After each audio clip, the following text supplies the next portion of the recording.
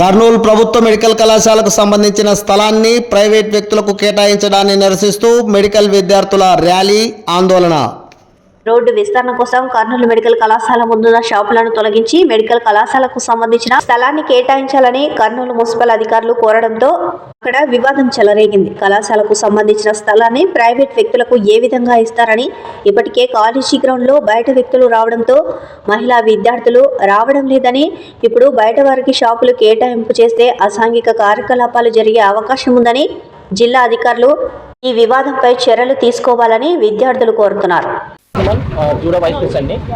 ఈరోజు మనం ఇక్కడ బాధరైన ముఖ్య విశేషం ఏంటంటే, ఇక్కడ చాలా వరకు ఇక్కడ ఉన్న షాపులన్నీ ఆల్రెడీ ఎంక్లోజ్ అయ్యి మా హాస్పిటల్లో ఎంక్లోజ్మెంట్గా కట్టించుకున్నారు.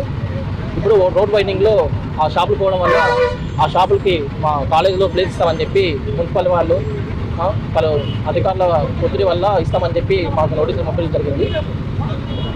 ఇది ఆల్రెడీ వాళ్ళకి సి క్యాంప్లో చోటు అలాట్ చేసినా కూడా వాళ్ళు అక్కడికి వెళ్లకుండా ఇక్కడే తీసుకుంటామన్నట్టు మున్సిపాలిటీ వాళ్ళని, పొలిటికల్ వాళ్ళని ప్రెజర్ పెట్టి మున్సిపాలిటీ నుండి మాకు లెటర్లు, మా ఆఫీస్కి లెటర్లు పంపించినట్టు మాకు తెలిసింది. ఇది కాలేజు, ఇక్కడున్న గ్రౌండ్ ఇది మాకు సొంతము. దీంట్లో ఎవరిని ప్రవేశించడానికి మేము అసలు ఒప్పుకోము. ఎవరైనా దీనికోసం ఎంత దూరం వెళ్ళినా కూడా మా దూర తరఫున, మా కాలేజ్ తరఫున, మా ఏపీజీడీఏ తరఫున మేము ఎంత దూరమైనా పోరాటానికి సిద్ధంగా ఉన్నాము. దీన్ని మా ఏపీజీడీఏ, ఏపీ దూర అన్ని వర్గాలు దీన్ని తీవ్రంగా ఖండిస్తున్నాయి. దానికోసం ఈరోజు మేము ఈ ర్యాలీని చేపడుతున్నాము.